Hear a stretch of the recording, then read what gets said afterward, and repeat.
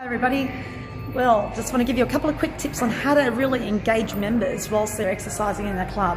What you want to do is you want to actually come up to the cardio section and have a look at how members are exercising and what particular exercises they're doing, because most of the time they're not necessarily doing the things that are going to get them results as well, or they're going to get, you can tell if they're not really interested in what they're doing because they'll also get bored and then they're going to drop out.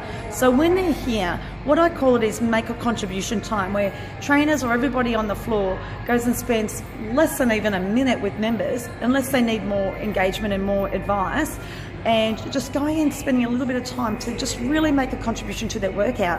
Gone are the days where, you know, people act like a lifesaver, such as, you know, like gym floor supervision. I really want it to be contributing to that member's workout. They've made the effort and the time to come in.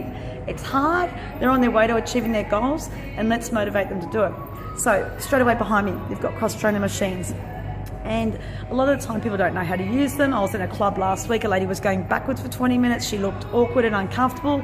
Whilst it's great to have a cross-training program where you can do forward and back, the member intentionally wasn't meant to be going backwards. So the moment we saw her out, she was great and she found it much more enjoyable to go forwards. But I wonder how long she would have exercised in the club with that type of workout when she found it really difficult and awkward. The treadmills. So on the treadmills, I always find people walking at the wrong speeds and on the wrong inclines, and they're bored. You know, a lot of the time when people on the cardio use their earphones, is a lot of personal trainers misread them and think, oh, they don't want to be interrupted, when in fact they're doing it for motivation. So if you want to stop and help them and give them some tips and talk to them, they're really receptive to taking the earpieces out and engaging and then putting them back in if there's no more conversation going. So on the treadmills, with the personal trainers, if you've got a club that's got a lot of people demand for the treadmills, then maybe with your initial programs is not programming the treadmill, because you know members naturally gravitate to them anyway. So think about maybe programming new members depending on their abilities and their injuries, on maybe a cross trainer or rower or a bike. So that way that it alleviates that problem. If the member can't get on the treadmill, they actually know how to start and use another piece of machinery. On the treadmills, just some tips is that I saw a lady in a club last week, in a firmware club, really up the front of the machine. She was walking up the front. She'd been doing it for 50 minutes. And I said to her, maybe we should, your body's actually telling me that you're out walking this machine, so maybe we should just increase your speed a little bit, maybe increase an incline. And she felt it much more comfortable to be a little bit back off the treadmill. And I also told her the bonus that if she actually increases her speed and her incline, she'll be burning more calories for that time that she's invested on the treadmill, which she thought was phenomenal. So just always think about what women want. Women want to burn more calories. We're busy women with work and kids and other commitments. And you know, if you can respect our time, give us a better workout, make it more interesting, give it a little bit of a challenge as well, and also help us with our results in a quicker time, we'll be very happy about that.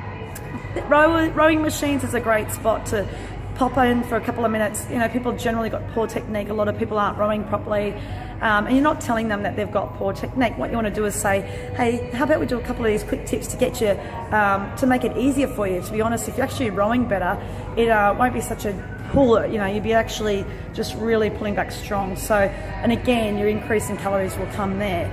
So just a couple of quick tips on the cardio machines. Now I'm just going to go down and show you the functional fit session behind me, or don't want to fall off here, the functional fit equipment behind me.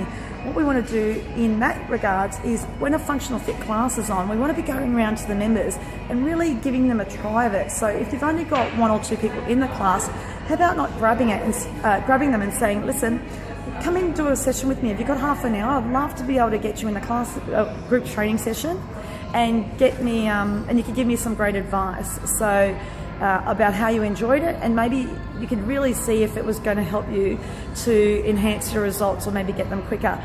Giving someone a try of the session and an invitation to come and try it is the best way to get members involved, rather than just trying to sell it at reception. Unless somebody comes up to you and says, hey, listen, I'm not getting results as quick as I'd like, then you could start upselling them into functional fit or PT. But get them in there and let them know that it's on you, that you'll cover the cost, so that they know there's a charge for it generally. and it gives them more value. But just if you're not doing the session yourself, obviously engage with the trainer beforehand, that you might be bringing a couple of new people in it to try and to really encourage them, so that way. And also too, if you're going to ever give anybody a free class, a free complimentary group training session or a PT, that you only must do that if you're going to actually ask them to buy afterwards. Otherwise, what's the use? You're leaving the person with no kind of option at the end. So make sure that you definitely ask them to engage with you on an ongoing basis. Now, with the, with the weight training, what we want to do is, there's lots of places. Free weight area is a great place to see members are either stretching incorrectly or have poor form, so it's a great time to go up to them and just say, hey look, I've got a couple of ideas of maybe you can get better results, and you can give them one little tip. And then down there with the pin loaded equipment, there's lots and lots of machines down there. So easy to actually give people tips on pin load equipment, because generally around the world what I've found is that they're just doing it too fast. So if you can actually jump on there and say, hey look, what about you slow down a little bit, so that way we let your muscles actually do the work and not the momentum of the exercise, and then stay with them, count out the repetitions and make them do it slower, and they will feel, oh wow, I can feel it working better. And then you've got massive credibility as a trainer, and they'll say, so tell me a little bit more about what you do, and you'll definitely get personal training off the gym floor just like that, or you're actually going to engage the member better, they're going to get better results and stay longer, and also give you referrals too, because people are going to see how great they look. Also on the weight training equipment, what I generally find is that women have no idea about how many reps or how many sets to do. Even if you've told them one time, they just, things get in the way, they forget, or they might even be doing the exact same program that you gave them when they first joined, and their body strength has changed. So a lot of the time I see women that might be 85 kilos and they're doing leg press, might be a lying leg press or a seated leg press, and they're leg pressing 25 kilos and their body is 85. So always go over to those people and ask how much they weigh. Let them know about maybe increasing their weights, ask them obviously if they've got any injuries, and then work with them to show them that they're actually a lot stronger than what they think. And it's very invigorating when you see a woman do that. I do it to women that are in their 70s and 80s. I see them doing the wrong weights, and obviously young women, and then all sorts of types of different age groups. And it's just great to see that they feel like they've accomplished so much when you actually show them actually how strong they are.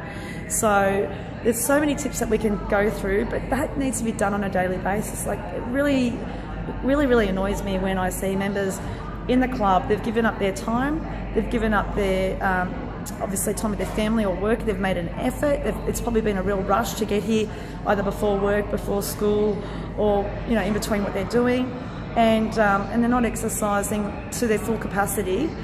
I don't mean technique wise, I just mean there's a couple of little things that they could be doing, like the basics, to be getting a better workout, making it more enjoyable, or to feel a little bit of a challenge.